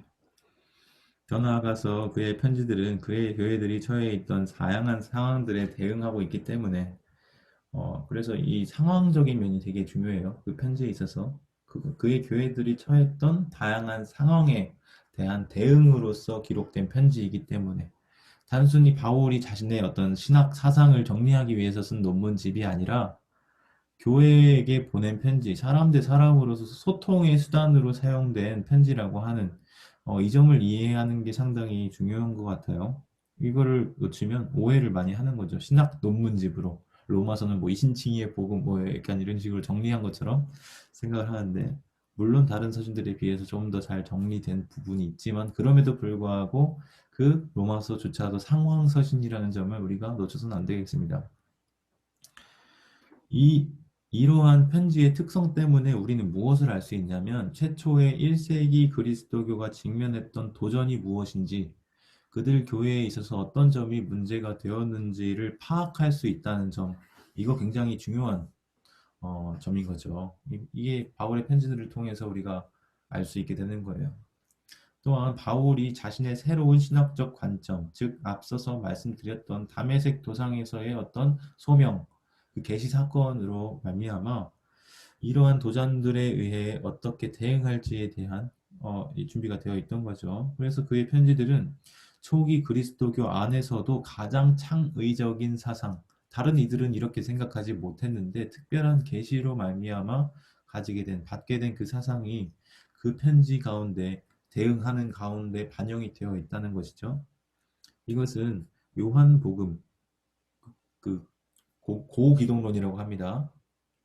신적 정체성에 대해서 그 로고스 기독론을 말하기도 하고 하나님이라고 하잖아요. 예수님을. 그 요한복음과 더불어서 후대 그리스도교 신학의 가장 주된 기초를 형성하게 되었다고 말을 합니다. 그러니까 기독교의 이 사상과 이 신학에 있어서 바울 빼놓고 말할 수 없다. 뭐 이런 얘기, 그 정도로 지대한 영향을 준 인물로 지금 묘사가 되고 있는 것입니다. 여기서 한 가지 강조되어야 될 점은 제가 앞서 말한 것처럼 바울이 신학 전문서를 쓴 게 아니라 편지들을 썼다는 거죠. 이 편지들 중에 어떤 것도 바울의 사상을 체계적으로 그리고 조직 신학적 우리가 지금 정리하고 있는 것처럼 그런 식으로 쓴 편지는 없다는 겁니다. 말씀드린 것처럼 그러한 내용에 가장 가깝게 여겨지는 로마서조차도 바울 사상의 일부만을 담고 있을 뿐이고 그것 또한 당시 정황에 그 수신자의 상황, 그것에 따라서 기록된 것이라는 거죠. 그래서 이 바울의 편지를 우리가 읽을 때는 어떤 입장을 가져야 되냐면 제3자들 간에 오고 간 편지, 우편물을 읽는 것과 같다고 말을 하는 겁니다. 물론 바울은 한순간에 한 장소만, 그러니까 바울이 살았던 그 시점에서 다른 사람들이 그것을 읽으리라고, 뭐 2000년 전에 우리가 읽을 거라고 미리 짐작하고 쓴 게 아니라, 뭐 고린도 교회면 고린도 교회에게 쓴 편지였고, 로마 교회면 로마 교회, 갈라디아면 갈라디아 여러 지역의 교회, 이런 식으로 특정한 청중들을 염두에 두고 쓴 글이라는 점, 기억해야 된다는 거죠. 그래서 시간이 흐르며 발전된 사상을 추적한다는 것은 이제 역사학자에게 있어서 대단히 흥미로운 점이라고 말을 합니다. 그런데 각 편지가 가진 특성들이 있는데 그 편지의 특성들 때문에 바울의 생각을 파악하는 일이 매우 복잡한 문제라고 얘기를 하는데요. 그래서 개별적인 그 편지들을 검토해 보더라도 굉장히 복잡하고 애매한 면이 있다고 합니다. 그리고 이 편지들이 수집되고 유통되고 또 정경으로 채택되는 과정에서 이런 편지들 간에 존재했던 차이점들이 편지 해석에 있어 또 하나의 어려움을 더하는 결과를 초래했다고 해요. 왜냐면 이제 서로 다른 주제를 다루고 있죠. 각 편지들도. 그거는 당연하고 그것을 넘어서 때때로 동일한 주제, 예를 들면 뭐 율법 같은 주제를 다루고 있는데 이 주제에 대해서 서로 각기 다른 관점에서 다른 말을 하기도 하는 거예요. 어떤 서신에서는 율법이 어, 별 쓸모없다.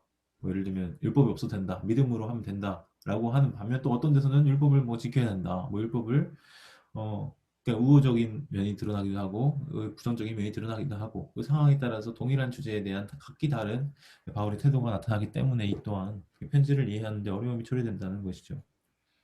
그래서 역사학자가 신학자에게 반드시 상기시켜야 할 사항인 바로 바울이 상황대응적 사상가라고 하는 사실입니다. 여기서 또 하나 바울이 어떤 인물인지에 대해서 보여주고 있네요. 상황대응적 사상가. 그는 여지 없이 신학을 탐구한 사람이지만 조직 신학자라기보다는 실천 신학자에 더 가깝다. 이렇게 얘기하고 있습니다. 그리고 바울의 편지들에 대한 또 다른 바클레이의 이제 소개는 잔여물이라고 하는 거예요. 어떤 잔여물이냐?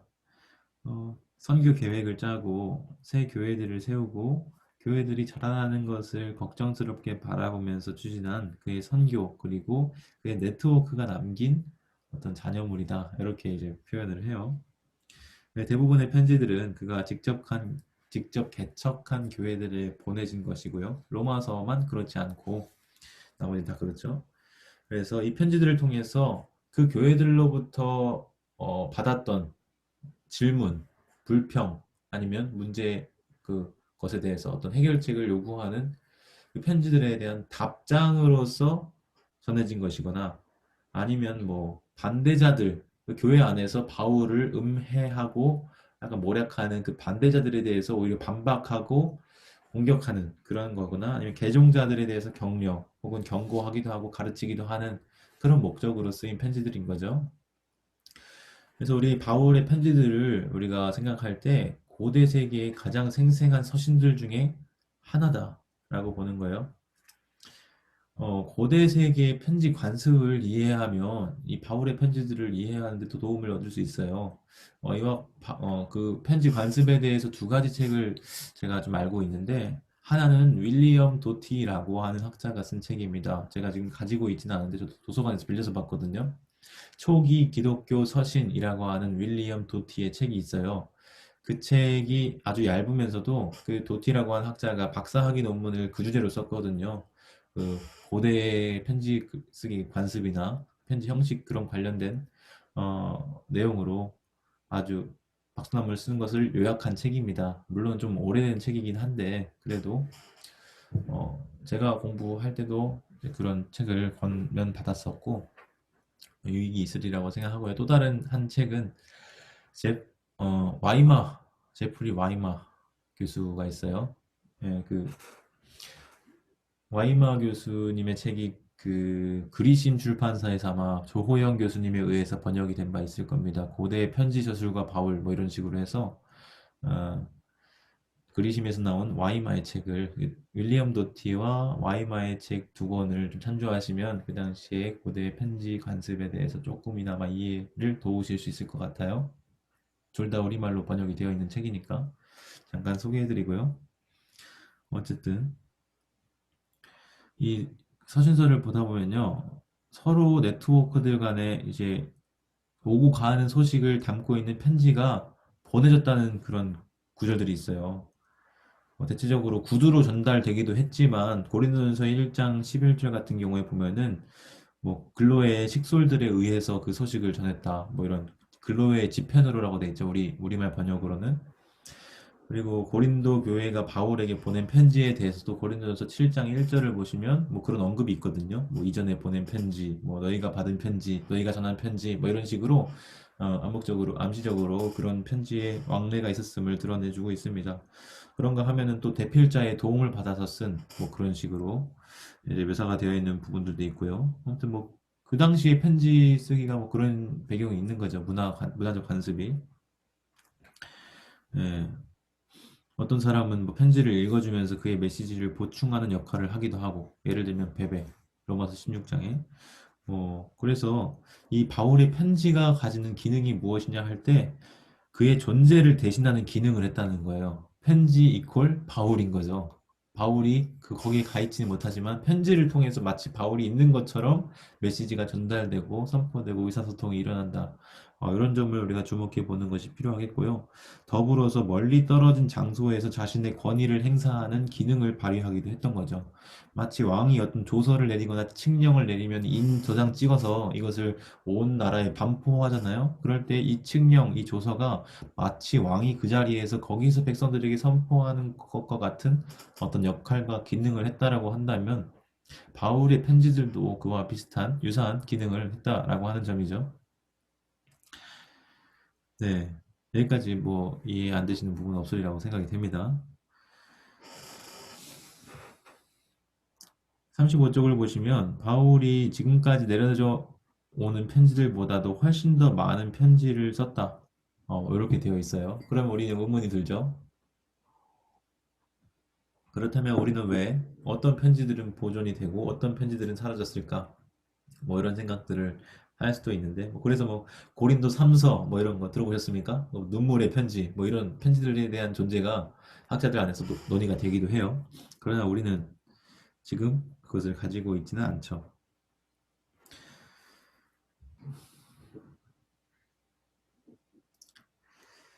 네. 36쪽에 넘어가 보시면 이제 그 바울의 편지 이후에 우리가 알지 못하는 그 13편의 편지 그 편지들 이외에도 또 다른 편지들에 대한 이제 사람들이 많이 추측을 하고 논의들을 하는데 그러한 질문에 대한 답변 중에 하나는 새로운 위기 상황에 대처하기 위해서 사람들이 그의 편지를 인용하거나 또는 그가 사용한 용어를 재사용했다는 점입니다. 그러니까 그 바울이라고 하는 인물의 권위를 빌어서 뭔가 이야기하고 싶은 것이죠. 이것도 그 당시 고대의 편지 쓰기나 그런 글쓰기의 관습 가운데 있는 것인데요. 예를 들면 로마의 클레멘스의 편지, 그리고 안디옥의 이그나티우스의 편지가 여기에 속한다고 볼 수 있는 거예요. 이 편지들은 1세기 말에서 2세기 초에 기록된 그런 편지들인데, 이제 그런 예들을 통해서 재사용, 인용이나 재사용의 예를 볼 수 있고, 또 다른 답변은 그 이름을 가지고 아예 새로운 편지를 나 바울이 쓴다 하는데 바울이 쓰는 거 아닌데도 나 바울이 쓴다 이런 식으로 편지를 작성해서 쓰고 있는 그래서 그의 사상을 새로운 상황에 적용하고 발전시키고 재구성했다는 그런 답변이 있습니다. 그래서 뭐 현대 역사학자들의 대부분은 신약 성경에서 바울의 이름을 가진 몇몇 편지들, 그러니까 아까 얘기했던 그 7편의 편지를 제외한 나머지 6편의 편지 있잖아요. 그런 편지가 마치 이런 식의 편지라고 하는 거예요. 재사용한 바울이 쓴 게 아닌데 바울이 썼다라고 주장하는 편지로 지금 보는 학자들이 대부분이라고 써놨죠. 그렇게 결론을 내린 겁니다. 그래서 이 편지들은 바울에 대한 존경심에 의해 기록되었고 그가 남긴 유산을 계승하기 위해서 사후에 다른 이들에 의해서 기록된 것이다. 이런 식으로 지금 얘기합니다. 네. 사실 뭐 이것도 어떻게든 저는 이제 보수적인 계통의 학교에서 공부를 했기 때문에 우리 교수님들 보면은 굉장히 어떻게든 논증하려고 하시는데, 최소한 바울이 직접 쓰지는 않았지만 바울의 영향이 있을 것이다. 그러니까 이름만 빌려 쓴 것은 절대 아니다. 이런 식으로 주장하는 데까지는 합니다. 네, 저도 그런 쪽으로 좀 생각을 하는데요. 네, 좀 보시면 이제 골로새서 그리고 데살로니가 후서 그리고 뭐 디모데에게 보낸 편지, 디모데전서 그리고 디도서 이런 것들이 디모데 후서에 이르기까지 특히 목회서신이라고 불리는 편지들이 바로 이 두 번째 부류에 재사용한 그런 부류에 속하는 책들로 많이 분류가 돼요. 그러면 이제 우리는 궁금하잖아요. 어떤 기준으로 어떤 점에 따라서 그런 것들을 진정서신과 위명서신으로 분류를 하는가 38쪽에서 그 기준을 제시해주고 있는데요. 세 가지 근거가 제시가 됩니다. 스타일, 뭐 문체라고도 하고 그리고 역사적인 정황, 그리고 신학적인 내용, 이 세 가지의 근거가 사용이 된다고 말을 합니다. 그래서 스타일 같은 경우에는 바울이 썼다고 알려진 편지들이랑 굉장히 글쓰기 방식이 달라. 그러면 이거는 위명서신으로 분류를 하는 거죠. 그래서 뭐 문장 구조랄지 어휘 패턴이랄지 문장을 이어주는 이 소사, 파티클의 사용이 다른 경우에 사실은 이것을 잡아내려면 이 그리스도어에 굉장히 능통해야 되거든요. 근데 그런 능통한 학자들이 그렇게 제기를 한 거예요. 두 번째는 역사적인 정황이 이제 바울 자신의 정황보다는 후대의 어떤 역사적인 사건들을 다루고 있다거나 뭐 이러면 다른 시기를 반영하고 있다거나 이러면 이제 이거는 바울 살았던 당대랑은 다른데 이런 식으로 판단을 내리는 거죠. 사실 이 역사적인 정황이라고 하는 기준은 단순히 바울의 편지들에 대한 논의뿐만 아니라 우리가 흔히 구약 성경에서 예언서라고 부르는 책들 있지 않습니까? 구약의 예언서에 대한 연대를 책정할 때도 이 역사적 정황이라고 하는 기준이 굉장히 중요하게 작용을 해요. 그런데 대부분의 학자들은 예언서의 그 연대를 굉장히 후대로 봅니다. 그런가 하면 보수적인 학자들은 그 예언서의 연대를 앞으로 당겨봐요. 그 차이가 어디서 나냐? 바로 이 역사적인 정황에 대한 어, 언급인데 보수적인 학자들이 왜 그 역사적인 정황이 있음에도 불구하고 연대를 앞으로 당겨보냐? 예언을 믿기 때문입니다. 반대로 대다수의 학자들이 왜 그것을 후대로 보냐? 예언을 믿지 않기 때문이에요. 예언의 형식을 빌리지만 실제로는 유사 예언, 뭐 quasi prediction이라고 학자들이 많이 이렇게 전문 용어로 쓰는데 예언이 아니라는 거죠. 이미 이 일이 성취된 이후의 관점에서 마치 그것이 예언된 것처럼 썼다. 뭐 이런 식으로 예언서들 대부분 다 그렇게 취급합니다. 그래서 뭐 다니엘서 같은 경우에도 마카비 가설이라고 해서 주후 2세기에 쓰여진 것으로 보기도 하는데 저는 이제 6세기에 기록된 것으로 배우긴 했습니다만 어쨌든 바울의 편지에 있어서도 이 역사적인 정황이 그것의 진정성을 가늠하는 기준으로 쓰이기도 한다는 점 말씀드리고요. 세 번째는 신학적 내용입니다.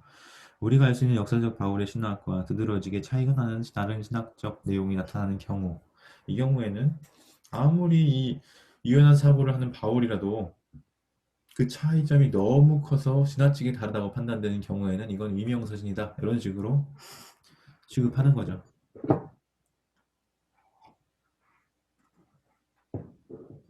그래서 아까 언급했던 목회서신이랄지 데살로니가 뭐 후설할지 이런 편지들은 친서가 아니거나 제2의 바울 서신 듀트로폴린이라고 하는데 이렇게 이제 분류를 하곤 하는 거죠. 그렇다면 이 편지들은 바울 해석사의 첫 시대를 대표하는 작품이다. 이렇게도 분류를 해요. 바울 서신이 아니라 바울이라고 하는 인물을 새롭게 해석한 첫 시대의 첫 작품들, 그것을 대표하는 작품들이다. 이런 식으로 또 바울 13편의 편지들 중에서 분류를 하는 거죠. 예, 근데 이제 대체적으로 교회들에서는 이것이 바울 자신의 것으로 분류되지 않고 자신의 것으로 받아들여져 왔다. 이렇게 지금 쓰고 있는데, 여기서는 이제 그것을 학계에서는 그렇지 않다는 것을 좀 강조하고 있고요. 그러나 이제부터는 역사적 바울에만 집중하면서 보편적으로 논쟁의 대상이 아닌 7편의 편지에 초점을 맞춰서 각 편지의 문맥과 내용을 간략히 요약해 보겠대요. 그래서 이 편지들이 기록되었다고 추정되는 순서대로 살펴보는데요. 이게 이제 이 장의 끝까지 한 6쪽에 걸쳐서 소개되고 있습니다. 먼저 데살로니가 전서가 먼저 기록되었다고 봐요. 그래서 뭐 이 편지에 대해서 한 문단 씁니다. 예. 데살로니가 1장 9절을 통해서 그들이 사회적으로 경제적으로 겪고 있었던 어려움이 그 당시 데살로니가 교회 가운데 있었고 그것에 대해서 그로 인해서 겪었던 그들 교회 공동체의 어려움 그리고 그 압박으로 말미암아 교회를 떠나가려고 하는 그 공동체에 지금 바울이 어떤 대안을 제시하기 위해서 아니면 그들을 붙들어주고 권고하기 위해서 이런 책을 썼다. 그런 식으로 데살로니가 전서에 대해서 소개하고 있고 고린도전서는 고린도 교회로부터 받은 소식에 대응하기 위해 쓰여진 편지로 이제 쓰고 있고요. 고린도 후서는 이제 바울의 권위에 도전하는 일부 교인들이 그들 공동체에 존재하고 있었는데 그 부분에 있어서 바울이 대답하는 그들의 흔드는 것으로 인해서 흔들리는 고린도 교회 성도들을 붙들어주기 위해서 그 문제를 해결하고자 썼다. 그래서 뭐 약함 이런 육체의 연약함을 비난하고 뭐 그런 부분에 대해서 오히려 자신의 약함을 자랑하고 진짜 약함과 강함이 무엇인지를 이제 소개하는 식으로 그 메시지가 채워져 있다. 이렇게 다 한 문단씩 쓰고 있죠. 굉장히 이거 요약하는 것도 쉽지 않은 일인데 갈라디아서는 그의 분노가 가장 격렬하게 드러나는 편지로 유대인처럼 살라고 강요하는 그 강요는 절대로 복음에 합당하지 않은 것이다 하면서 오히려 막 끊어질 것이다 이렇게 강력한 어조로 이야기하잖아요. 예, 극단적인 해석의 선언문처럼 만들었다 되어 있고 빌레몬서는 빌레몬의 집에 모였던 교회에 보낸 편지 오네시모와 그의 빌레몬에게 이제 그 관계를 좀 풀어주기 위해서 바울이 개인적으로 쓴 유일한 편지죠. 빌립보서는 빌립보에 보낸 편지 바울과 매우 좋은 관계를 유지하고 있었던 그들에게 자신과 마음과 뜻을 같이 하도록 정치적으로 사회적으로 수모를 당하고 있음에도 불구하고 마음을 같이 하는 쪽으로 이렇게 격려하는 그런 내용이 담겨 있고 마지막으로 가장 긴 로마서는 선교를 예비하는 차원에서 보낸 편지다. 자신이 비록 목회를 했던 교회는 아니지만 방문한 적 없지만 앞으로 장차 나아갈 그 스페인까지의 선교를 감당하기 위해서는 이 로마 교회의 지원이 절대적으로 필요했기 때문에 뭐 그런 도움을 요청하기 위한 목적으로 쓰여진 편지라는 점을 얘기하고 있습니다. 네, 각각 좀 읽어보시면 그 내용을 확인할 수 있으리라고 생각이 되고요. 38분인데 바로 또 이어서 가겠습니다. 3장에서는 바울과 유대 전통에 대해서 다루고 있습니다. 사실 바울은 자신을 유대인으로 소개합니다. 그리고 이스라엘인이라고 자신을 소개하고 있어요. 심지어 유대인들이 자신과 혈육이라는 점을 이렇게 유대감을 드러내는데 그들이 그리스도를 믿지 않음에도 불구하고 자기의 동족, 친족 뭐 이런 표현을 써가면서 자신이 유대인임을 드러내고 강조하고 있습니다. 그의 신학에 있어서 아주 그 깊은 뿌리는 다 유대 전통의 뿌리를 두고 있고 유대 경전, 구약 성경에 상당히 의존하고 있다는 점이에요. 비록 바울과 같이 디아스포라 유대인들은 구약 성경을 그리스어로 번역한 역본, 즉 아까 제가 설명드렸던 70 인역을 기초로 하고 있는 사람들이었는데 그리스어로 가르치는 유대 교육을 받아서 구약 성경의 수많은 본문들을 암기했던 것으로 보입니다. 우리도 뭐 주일학교 때부터 성경 암기 많이 하잖아요. 암송구절 못 외우면 밥도 못 먹고 약간 그런 식으로 이제 뭐 성경 필사도 많이 하고 지금도 저는 성경 필사 우리 교회에서 하고 있는데 어쨌든 그런 식으로 성경 본문을 어렸을 때부터 철저하게 익숙하게 접하도록 교육을 받았던 인물이 바로 바울이다. 얘기합니다. 그런데 그 성경은 단순히 수많은 어휘가 담겨 있는 자료집이나 손쉽게 인용할 수 있는 자료 그 이상이었다고 말을 하죠. 성경의 어떤 서사적인 구조가 아주 크죠. 우주적이죠. 그리고 그 안에 담겨 있는 심오한 신학적인 주제들은 바울이 그것을 기반으로 해서 마음껏 사고를 할 수 있는 틀을 제공해 주었다고 합니다. 그래서 인간이 처해 있는 상태에 관해서는 창세기 첫 도입장들에 의존해서 아담에 대해서 얘기하고 그것들이 이제 고린도서 15장이나 로마서 5장 같은 부분에 아담과 관계에서 인간의 그 처한 상태에 대해서 논의하는 점들이 있죠. 그것과 대비해서 뭐 육의 몸과 영의 몸, 영광스러운 상태, 그런 강조들이 드러나고 하나님이 그의 백성을 어떻게 부르시고 구성해 나가시는지를 고려할 때에는 이스라엘의 첫 시조, 조상이라고 불리는 아브라함을 중요하게 또 활용합니다. 갈라디아 3장 4장, 갈라디아 3장이랑 로마 4장에서는 이 아브라함에 관한 신학적인 이해가 굉장히 중요하거든요. 그래서 또 성경에서 가르쳐주는 유일하신 하나님에 관한 이해는 바울 신학에 있어서 또 핵심적인 사상이라고 말하고 그것과 반대되는 거짓 신들이나 우상들을 정죄하는 것을 당연하게 생각했다. 이렇게 쭉쭉 얘기합니다. 여기서 얘기하고 싶은 건 49쪽에 보시면 다시 말하면 바울은 유대 전통 안에 속해 있었습니다. 그런데 결정적인 순간이 도래했다는 확신을 가진 이후부터는 유대 전통의 해석과는 또 다른 독특한 해석으로 발전되고 전개했다. 이렇게 지금 얘기하고 있는 거예요. 그 당시에 많은 유대교 분파들이 존재했거든요. 그 이유는 그 유대교가 다양한 문화들의 영향을 받으면서 디아스포라도 그렇고 당시 유대인들의 경전을 놀라우리만큼 다양한 방법으로 해석했기 때문입니다.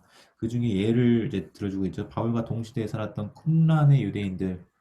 제가 아까 제 논문 말씀드리면서 쿰란 공동체 다뤘다고 했는데 사일문서를 작성한 저자들 그리고 이사야가 자신의 사막 공동체가 형성될 것과 그들의 지도자인 의사 선생이 나타날 것에 대해서 미리 예언했다고 믿었던 그 이사야 40장 3절 예언이에요. 그 세례 요한과 관계된 복음서에 언급되는 그 이사야서의 예언을 쿰란 공동체는 자신들에게 적용하면서 광야에서 주의 길을 예비한다라고 하는 이 구절을 실제 문자적으로 그들이 광야로 가서 머물면서 살면서 또 그렇게 주의 길을 준비한다고 하는 구체적인 행위가 어떤 식으로 드러났냐면 그들이 율법을 준수하고 연구하고 뭐 이런 일들을 통해서 주의 길을 준비한다고 생각했습니다. 아무튼 그래서 그들의 성경 해석 방식은 그들도 동일하게 유대인이지만 좀 독특한 거예요. 예. 그래서 이와 관련되어서 그 제가 한 번에 저번에도 소개해드린 바 있는 것 같은데 FF 브루스의 사회사본의 구약 사용 그 책이 있어요. 가문사에서 나왔습니다. 가문사의 첫 번째 책이 바로 그 책이었거든요. 그래서 그 책을 보시면 그 쿰란 공동체가 성경을 어떻게 해석하고 이렇게 활용하는지에 대한 통찰을 좀 얻으실 수 있는데, 예, 어쨌든 넘어가면 또 당대 헬레니즘에 동화된 유대의 지성인으로 알려졌던 필론, 알렉산드리아의 필론이라는 사람이 있어요. 뭐 영어로는 파일로라고 하는데 이 알렉산드리아에서 철학의 또 요람 아닙니까? 알렉산드리아가 그 철학의 렌즈를 통해서 성경을 읽으면서 후대에 플라톤이 재발견한 영혼 및 그들이 영혼이 하나님의 비전에 도달하는 길에 관한 핵심 진리들을 모세의 글에서 발견해서 굉장히 풍요적이고 알레고리적으로 구약 성경을 해석한 것이 필로의 글에 나타나 있습니다.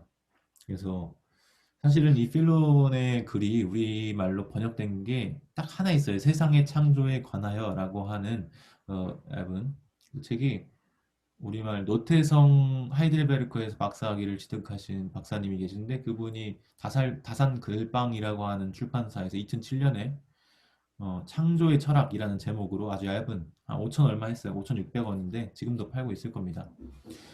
있는데 그 필로의 글이 되게 어려워요. 헬라어 자체도 어렵고 그것을 영어로 번역한 것도 있는데 그것도 어렵습니다. 그래서 제가 논문에서도 필로를 다뤘는데 그 필로의 에스네파 공동체에 대한 묘사가 있습니다. 그래서 에스네파 공동체와 쿰란 공동체를 좀 보통 같이 보는 견해가 다수 입장인데 그걸 따라서 했는데 아무튼 근데 한글로 봐도 어려워요. 한글로 봐도 잘 이해가 안 됩니다. 일단 그게 철학 자체가 이해가 안 돼요. 그 알렉산드리아의 필로가 가지고 있는 이 사상이나 이걸 왜 이렇게 해석하지? 이런 의문이 들 수 있는데 아무튼 그런 식의 좀 독특한 해석이 두드러집니다. 그래서 기쁜 소식은 이 지금 알렉산드리아 필로의 글을 그리스어 원전에서 직접 번역하는 작업을 국내 한 교수님께서 해주고 계세요. 그 서울신대의 문우일 교수님이라는 분이 계신데 그분께서 지금 혼자 독고다이로 지금 요한 복음과 더불어서 알렉산드리아 필론의 그리스어 원전을 직접 우리말로 번역하는 대작업을 하고 계신데 만약에 그게 번역이 되어 나온다면 아마 큰 도움이 되겠죠. 네, 좀 잠깐 길로 샜는데 어쨌든 이러한 해석이 다양하게 있었다는 거죠. 따라서 바울 당대의 일부 유대 지성인들은 어, 묵시 문학이라고 하는 장르를 글을 써서 또 우주적인 차원의 대격변을 고대하는 그런 우주를 또 묘사하는 아까 쿰란 얘기했고 알렉산드리아 필론 얘기했고 묵시문학 지금 얘기했고 그 다음에 또 어떤 이들은 스토아 철학으로부터 영감을 받아서 유대인의 관점에서 본 정역 통제에 관한 논문들을 쓰기도 했고 어떤 이들은 모세의 상에 관한 그리스 희곡을 쓰기도 했고 한편 또 어떤 사람은 악령을 쫓는 유대적인 성향의 부적을 몸에 지니고 다니기도 했고 최근에 뭐 그 초기 기독교와初기 사역이라는 책이 있었던 것 같은데 그 책에서 뭐 그런 내용을 또 다루고 있는 것 같아요. 아무튼 이런 식으로 유대교의 경전인 구약 성경을 다양한 각도에서 해석하는 다양한 그 그룹들 흐름들이 있었는데 그런 그룹 중에서도 바울은 또 다른 점이 있는 거죠. 물론 유사점도 있습니다. 아무튼 유대 전통에 관해서도 수많은 해석이 공존했고 모든 사람이 장차 올 메시아를 믿었던 것도 아니고 심지어 이를 믿는 사람들조차도 다양한 모습의 메시아들을 고대했고 마지막 유대인들의 개종이 있을 것을 기대했던 사람들조차도 그 일어날 사건에 대해서는 다양한 그림들을 상상하고 있었다라고 하는 점에서 유대 전통의 해석에 대한 다양성을 지금 소개하고 있습니다. 그러나 그 다양성 중에서도 어떤 통일성이 있어요. 그 중심을 차지하고 있었던 것은 바로 예루살렘 성전에 대한 경외심이었습니다. 이 성전만큼은 건드리지 않았던 거죠. 다들 성전은 존중했습니다. 예루살렘 성전은 이제 70년에 로마에 의해서 파괴되기 전까지 전 세계적으로 잘 알려져 있었고 순례자들이 다 이곳을 방문하고 유대인조차들도 여기에다 성전세를 납부하는 것 때문에 유지가 되고 있었어요. 이 성전 그리고 또 하나 중심축이 있는데 그것은 바로 유대 율법에 대한 충성. 출애굽기 19장에서 묘사되는 모세가 수여받은 시내산 율법 수여의 사건을 기억하고 있는 거죠. 그래서 이 율법이 무엇을 의미하며 어떻게 적용해야 될지에 대해서는 많은 논란의 여지가 있었지만 뭐 이 성전과 율법이라고 하는 점은 다양한 유대 전통에 대한 입장들 가운데서도 중심축을 이루던 것이었습니다. 그래서 유대인들은 그리스 로마 사회에 깊이 스며 있어 들었던 그런 표준적인 종교 행위들에 참여하는 것을 거부하는 그런 집념이 있었죠. 그리고 뭐 음식을 불결하다고 규정하는 일련의 율법, 규범이 있었고 음식법. 그 결과 유대인들은 52쪽이에요. 비유대인들이 제공하는 음식에 대해서 경계할 수밖에 없었습니다.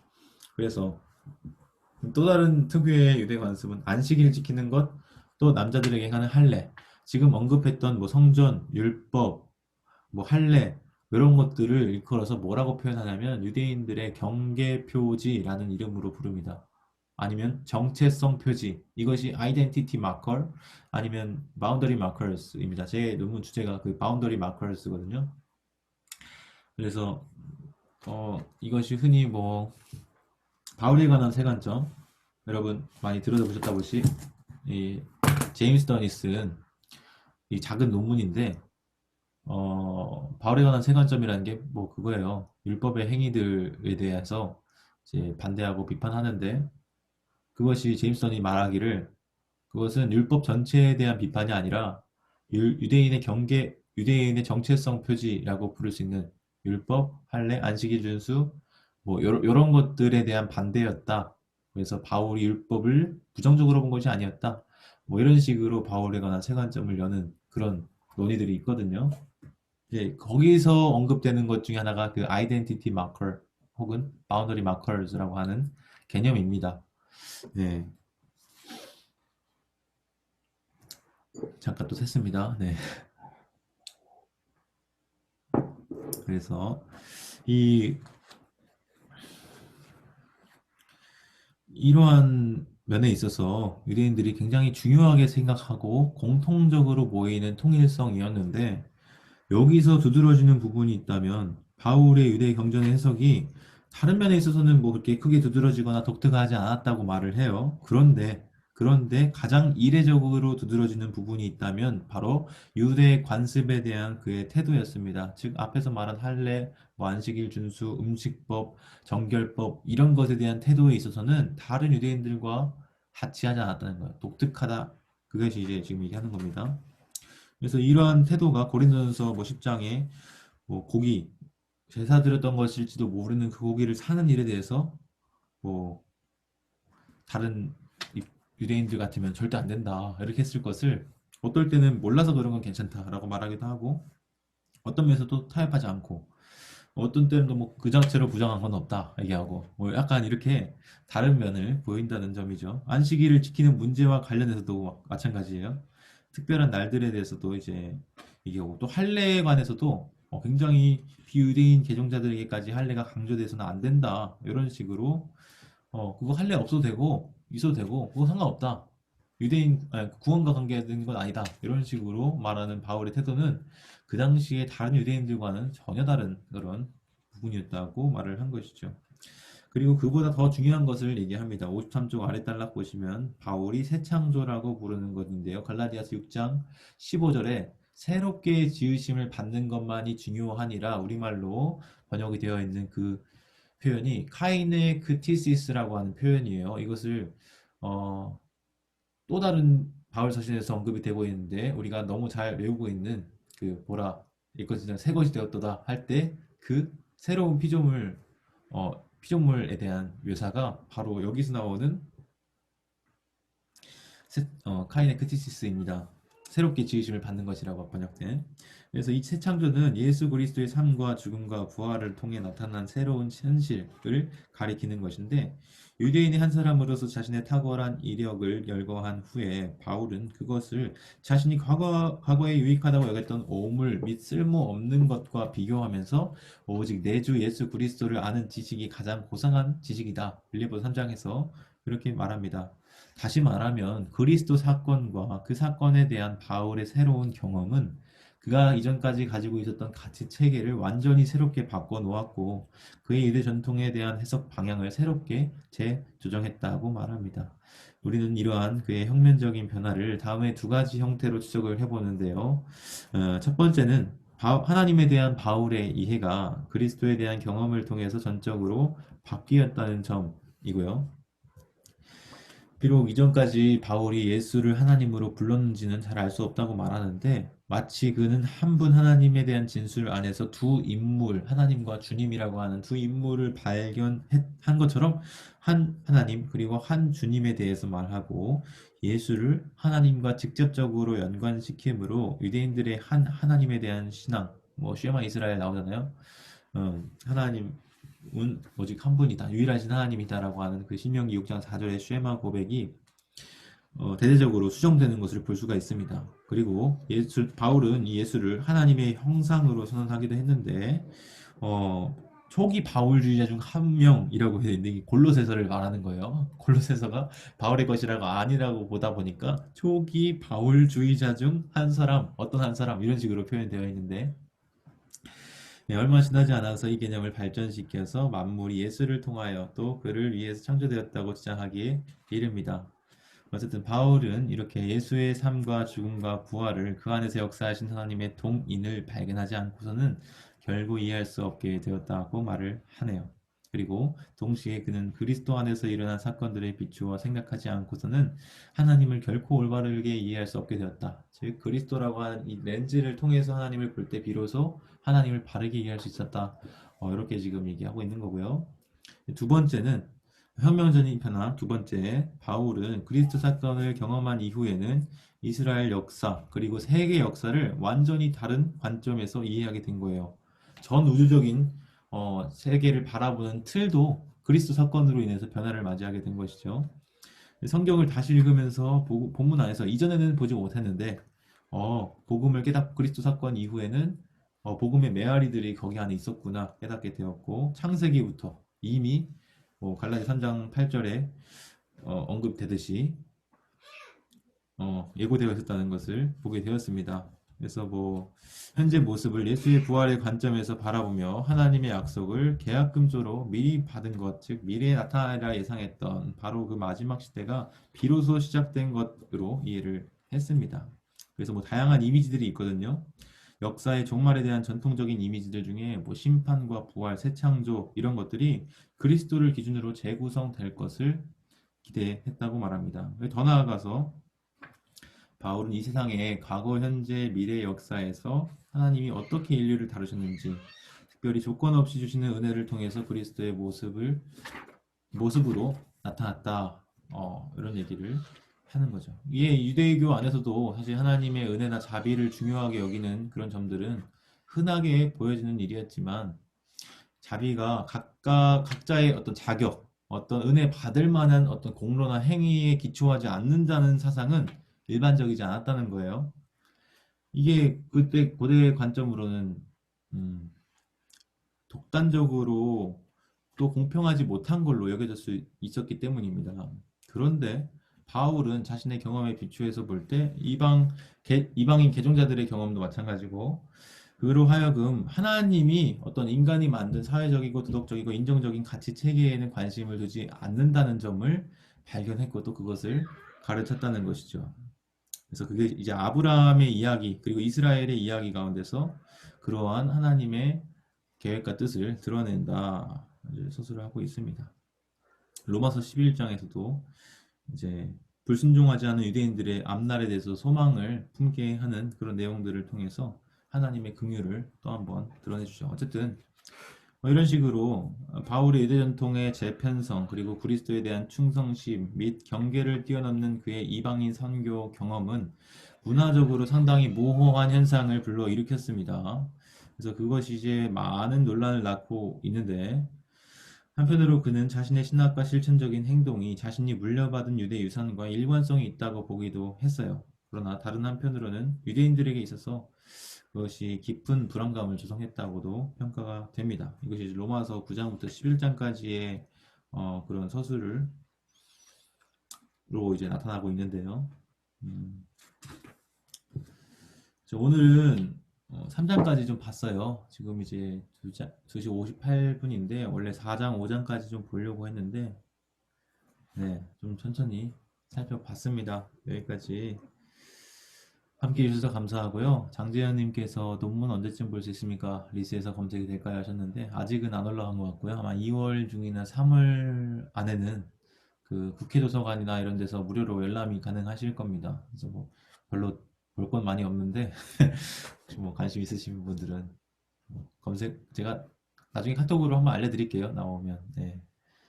제가 직접 드릴 수도 있긴 한데 네, 열람 이용해 주시면 감사하겠습니다.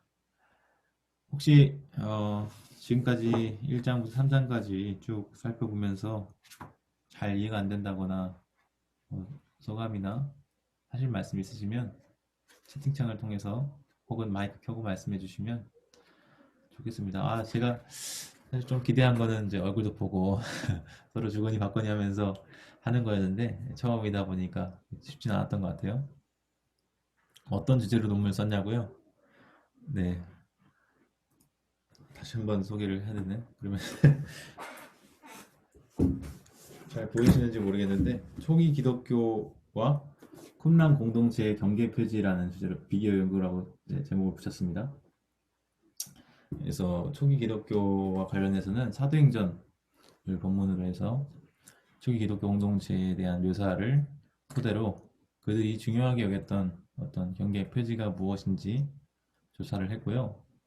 그것과 이제 쿰란 공동체의 경계 표지가 무엇인지 홈런 공동체 문헌이 되게 많아요. 그래서 다 살필 수는 없고 특별히 그 중에서 선택을 해서 내부 문서 중에서는 1QS라고 하는 공동체 규칙, 홈런 공동체의 중요한 문서거든요. 그래서 완전하게 남아있는 7개 중에 하나이기도 하고 그것을 통해서 홈런 공동체의 경계 표지가 무엇인지 좀 찾아봤고 또 다마스커스 문서라고 해서 CD 또 다른 내부 문서가 있어요. 그것도 마찬가지로 공동체의 규칙을 담고 있는 문헌인데 그리고 요세푸스와 필로가 에세네파 공동체라고 하는 그 집단에 대해서 묘사한 기록이 있는데 그것 가운데서 이제 또 다른 이제 경계 표지를 찾아보면서 이것들을 각각을 사도행전의 특정 본문들과 비교하는 식으로 논문을 썼습니다. 뭐 대단한 내용은 없는데 보시면 조금이나마 도움이 되실 수 있으리라고 생각이 됩니다. 시간이 이제 3시가 되어서